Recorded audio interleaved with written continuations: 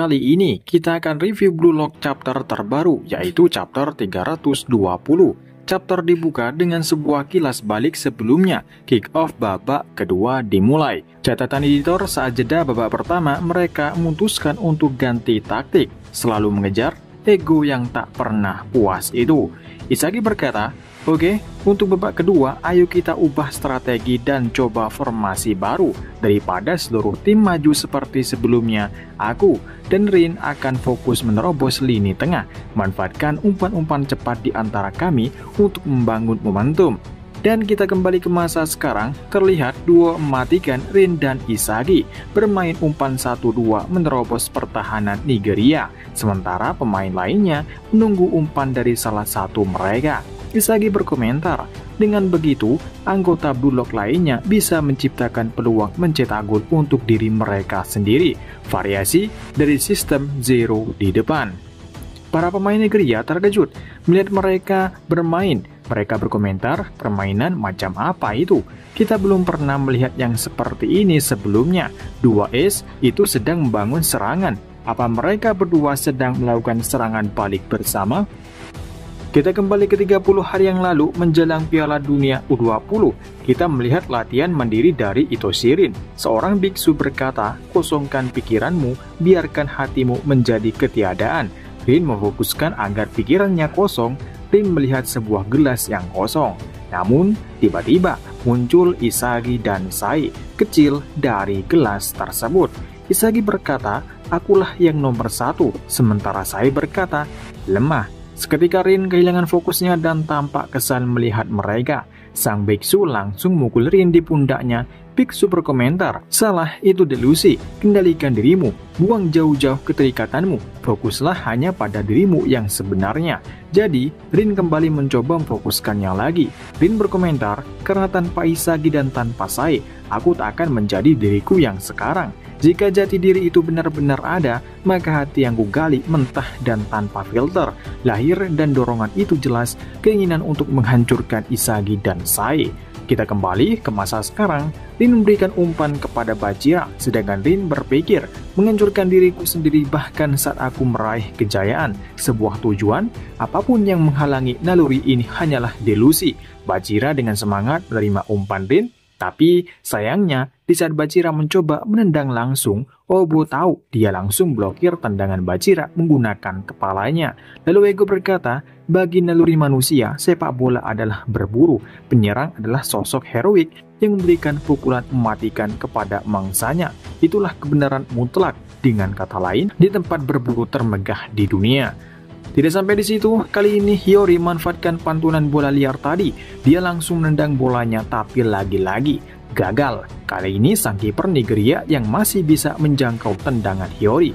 Dan bola mantul ke samping dan di sana Chigiri mengambil bola itu dan langsung berikan umpannya ke tengah. Ego melanjutkan, pemain yang akan menjadi striker nomor 1 dunia adalah yang kemampuan dan mentalitasnya paling cocok. Jadi silakan dan coba.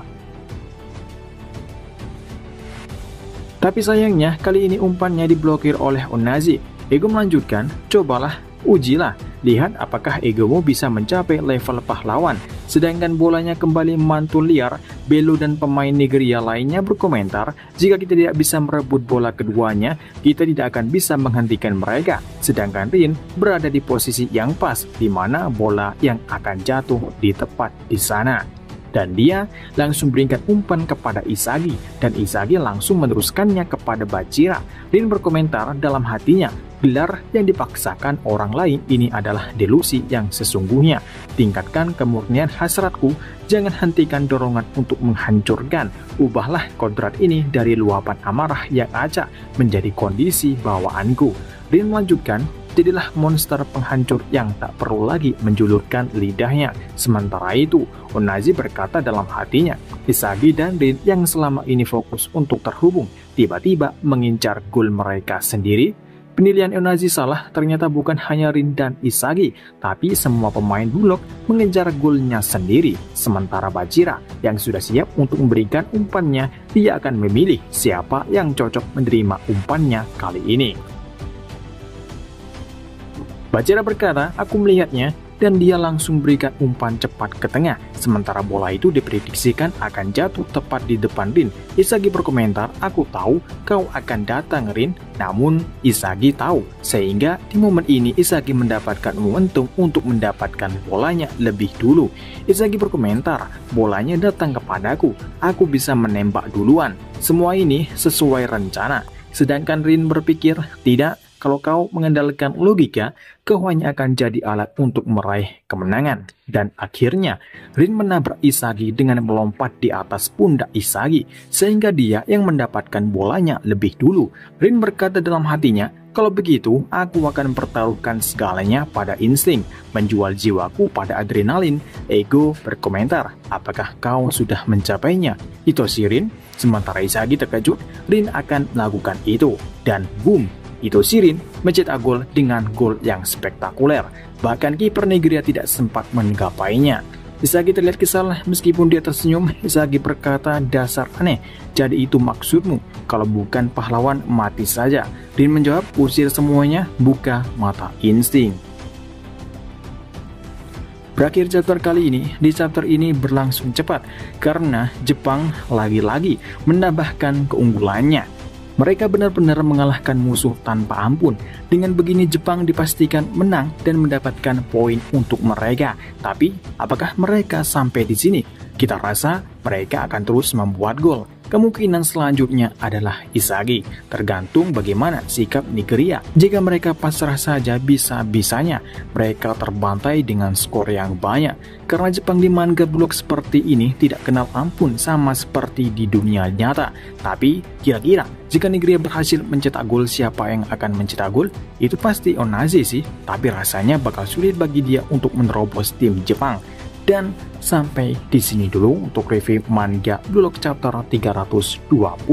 Dan sampai ketemu lagi di review manga Blue Lock chapter selanjutnya di minggu depan dan manga lainnya. Dan terima kasih yang nonton video ini sampai habis dan sampai jumpa ketemu lagi.